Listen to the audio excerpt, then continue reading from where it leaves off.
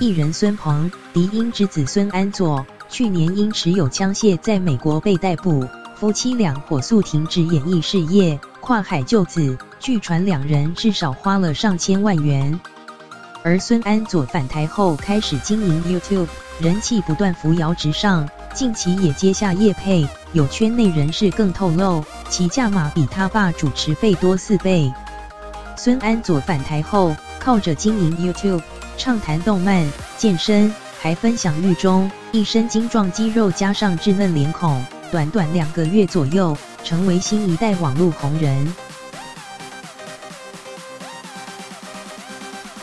不过，孙鹏之前为了救子，向国光帮忙告假，据传至少赚上百万元。外界不少人也好奇他何时回归。其搭档屈中恒近日也透露，最快要农历年后。没想到，孙安佐赶在老爸上工前接下乳清的业配，还在 IG 上惊呼没想到他也有自己折扣码的一天。日前更有游戏公司邀请他试玩手游。